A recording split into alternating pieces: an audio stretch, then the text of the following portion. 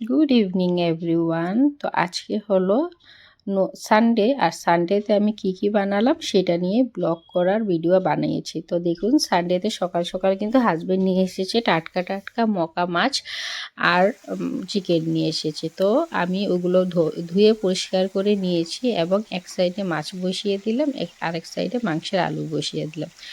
তো এখানে দেখুন আমার মাছটা কিন্তু ভাজা হয়ে গেছে। সঙ্গে আমি সমস্ত কিছু পেঁয়াজ, রসুন, বেগুন, আদা এগুলো কেটে নিয়েছি। এই বেগুনগুলো কিন্তু আমি মাছে দেবো এবং মাংসটাকে কিন্তু আমি ম্যারিনেট করে নিয়েছি, ডালও আমি সিদ্ধ করে নিয়েছি। তো এখানে দেখুন আমার কিন্তু আলু ভাজা হয়ে গেছে এবং সাথে মাছের মশলা ছেড়ে দিয়েছি। সানডেটা কিন্তু অনেকের জন্য খুবই ছুটির দিন, আবার অনেকের জন্য কিন্তু কাজ অনেকটা বেড়ে যায়। তো আপনারা কত নম্বরে আছেন সেটা অবশ্যই কমেন্ট করে জানাবেন। এখানে যখন দেখলাম আমার পেঁয়াজটা মানে গোল্ডেন ফ্রাই হয়ে যাবে, তখন কিন্তু আমি ম্যারিনেট করা মাংস দিয়ে দিব। আর এখানে দেখুন মাছের মশলাতে কিছুই দেইনি, আপনাদেরকে বলে দিচ্ছি, শুধু লঙ্কা আর পেঁয়াজ দিয়েছি এবং ওইটার মধ্যে কিন্তু আমি টমেটো একটা ছোট করে পেস্ট করে দিয়েছি।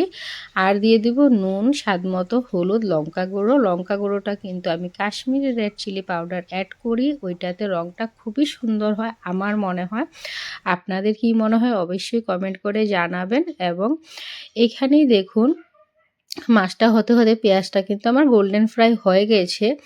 এখন আমি ম্যারিনেট করা চিকেনটা দিয়ে দেবো। চিকেন যত সময় ম্যারিনেট করে রাখবেন রান্নাটা কিন্তু ততই টেস্টি হবে। যদি সময় না থাকে চেষ্টা করবেন 10-15 মিনিট অন্তত মানে ম্যারিনেট করে রাখার জন্য।